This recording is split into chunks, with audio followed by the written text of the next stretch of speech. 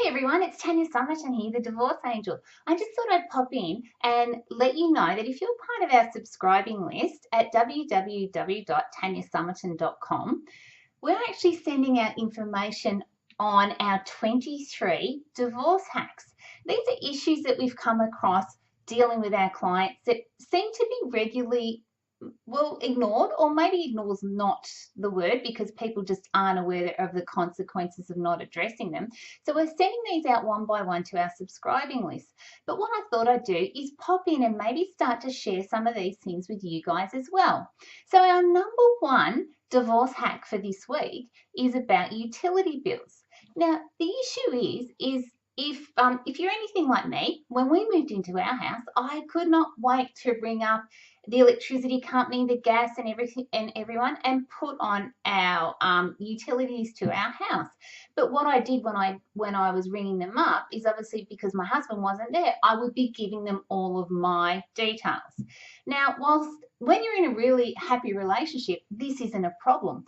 But when you aren't in a happy relationship and things are going wrong, this can be a real issue.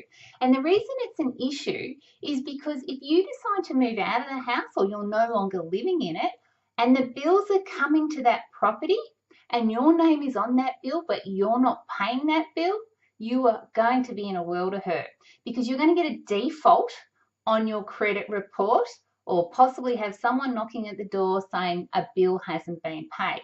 So what do? So it's simple. You either need to speak to your ex or whoever is living in the property and making sure that they are well and truly aware of the issues.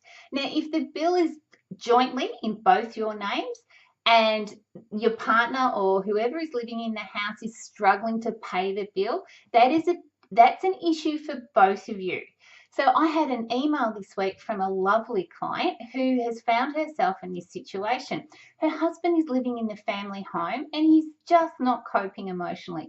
So because he's not coping, he's like not paying the bills, he's not cleaning the house. So she's really worried about the fact that nothing's getting paid. She's not getting any of the bills because she no longer lives in the property.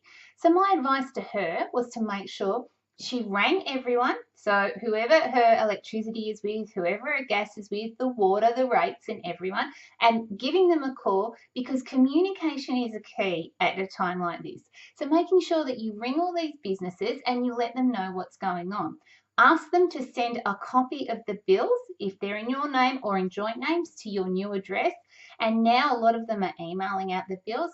Make sure you get a copy of it and you put some sort of strategy in place to make sure the accounts get paid. Now, if you can't afford to get the bills paid, that's a whole other issue, and that means that the property needs to be sold because there's some financial stress on the couple.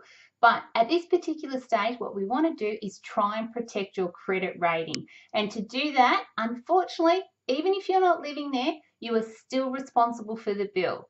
So you either need to get the bill out of your name and into your partner's, or you need to have a strategy together to make sure that the bill gets paid. But it needs to get paid. It can become a real problem, especially if you want to go for future finance. And today, if you live in Australia, with what's going on with our banking review, credit ratings are key. We need to protect them and look after them. So please make sure that you put a strategy in place to address this issue. So that's our number one divorce hack. And I hope to come back and share some more with you. I'd love to get your feedback and let me know what you think of this divorce hack.